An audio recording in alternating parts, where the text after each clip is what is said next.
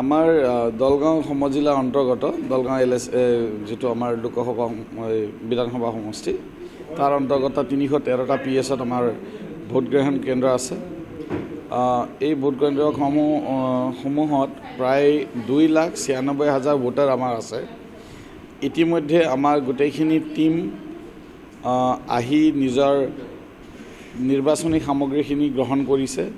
তাৰ পিছত তেওঁলোকে প্ৰস্তুত হৈ পেলাই নিজৰ পুলিচ সেক্টৰৰ লগত লগ হৈ ৰাওনা হৈছে।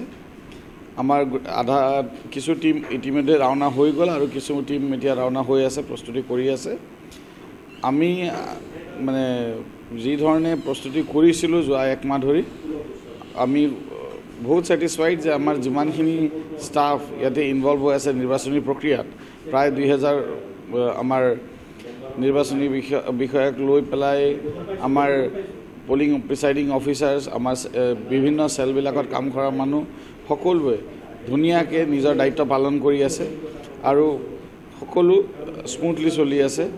আৰু অহাকালিও মানে বহুত ধুনীয়াকৈ আমাৰ ভোটগ্ৰহণখিনি হ'ব আমি আশা কৰিছোঁ।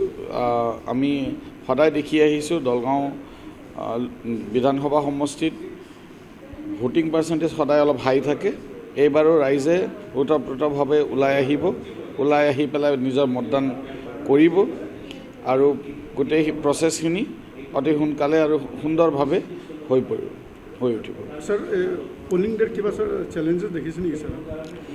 নাই, চ্যালেঞ্জ আমাৰ অন্য নহয়। এটা বতৰটো অলপ লাষ্ট দুদিনৰ পৰা অলপ বতৰে এটা চ্যালেঞ্জ প্ৰদান কৰিছে।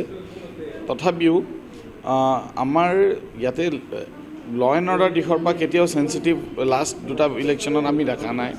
কিন্তু ভোটিং পাৰ্চেণ্টেজ অধিক হোৱাৰ বাবে কি হয় মানে ক্লোজিং টাইমটো অলপ দীঘলীয়া হৈ পৰে। তাৰ বাদে আমাৰ বেলেগ ধৰণৰ চ্যালেঞ্জ আমি ইতিমধ্যে মানে এতিয়ালৈকে অনুভৱ কৰা নাই, যদিও আমি সকলো দিশৰ পৰা প্ৰস্তুত আছোঁ। মেন পাৱাৰ চেট কিমান ইউজ হৈছে?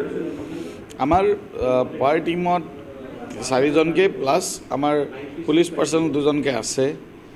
কিন্তু আমি চিভিল সেক্টৰ আৰু পুলিচ সেক্টৰৰ এডিশ্যনেলি মেন পাৱাৰ ফিল্ডত আছে আৰু আমি যিমান আমাৰ ষ্টাফ আছে বিভিন্ন চেলত বিভিন্ন দায়িত্বত নিজৰ ভূমিকাখিনি পালন কৰি আছে। আমাৰ সকলো মিলাই পেলাই প্ৰায় 2,000 মানুহ আমাৰ দলগাঁও সমজিলা অন্তৰ্গত নিৰ্বাচনী প্ৰক্ৰিয়াত ইনভলভ হৈ আছে অফিচিয়েলি।